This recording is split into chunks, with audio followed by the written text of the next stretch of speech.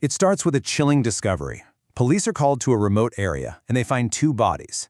Now, for the investigators, this looks like a murder case. But what they found?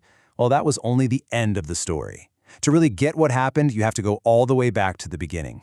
And that beginning is a school trip that just completely spiraled into an absolute nightmare. So today we're going to reconstruct the events of that night, piece by horrifying piece. And this is the question, right? The one that hangs over everything. Was this just a tragic but, straightforward crime? Or was something way, way more sinister going on here? Let's unpack the two very different stories that try to explain it. Okay, so let's start where the official investigation did, with the discovery itself. Because right away, two totally different explanations popped up. So check this out. This is what's so fascinating. On one side, you've got the police. They find the bodies of two students, Amen and Rohan, and they do what police do. They look at the evidence and boom, it's a murder case. But then you talk to the locals and they tell you a completely different story. They say, no, that's not it. This is the work of a vengeful ghost that has haunted these woods for years. So you have to wonder, how did a bunch of students even end up in a place with a reputation like that? Well, it all started with something so ordinary. Something that could happen to literally anyone on a road trip. Their bus broke down. This is where we meet our three main guys, Ayush, Aman, and Rohan. They're just three friends who, out of sheer boredom and a little bit of a desire to be popular, came up with a plan that would put them on a direct path to the forest's darkest secret. So you've got to picture this perfect storm of events. Their big trip to Shimla gets totally sidetracked. They're stuck overnight in this remote hotel, right? And from their window, they can see this kind of mysterious-looking lake deep inside the woods. They get this idea in their head, remembering a story about some other kids who became legends at school for sneaking out on a trip, and they think, hey, we can do that. And this just shows you how innocent their goal really was. It was so simple. Step 1, sneak out of the hotel. Step 2, get some really cool pictures by that lake. Step 3, instant popularity back at school. I mean, it's a simple, totally harmless plan. What could possibly go wrong?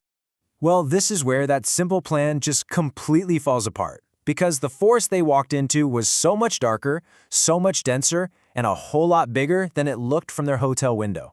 And this timeline really shows you how fast things went bad. At 11 p.m., they're on an adventure. By midnight, yeah, they're lost and they're getting scared. But by 1 a.m., something has gone terribly, supernaturally wrong.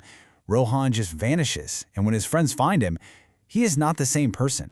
According to Ayush, who was the only survivor, they found Rohan just digging a hole in the ground like a wild animal with his bare hands. And when he turned around, his eyes were completely black.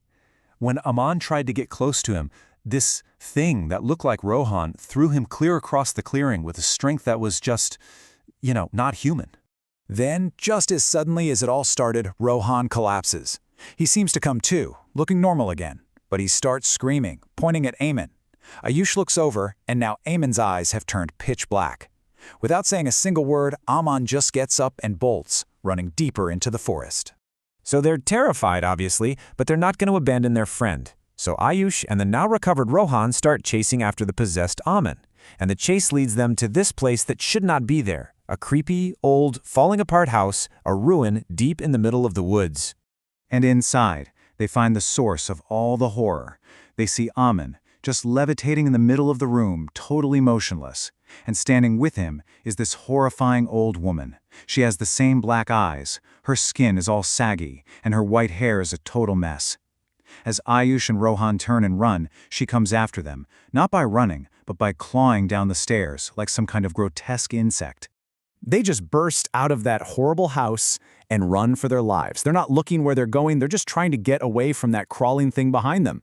And then, in this moment of just terrible, cruel irony, they stumble out of the trees and find themselves standing on the shore of the very lake they were trying to find all along.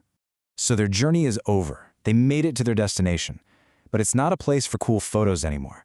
It's the final stage for a tragedy, one that's explained by a local legend they had no idea even existed.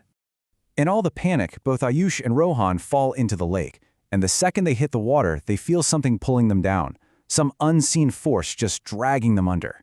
Ayush fights like crazy. He struggles, and somehow he breaks free and scrambles back to the shore. But he can only watch, helpless as his friend, Rohan, is pulled under one last time. The shock of it all is just too much, and Ayush collapses right there on the shore.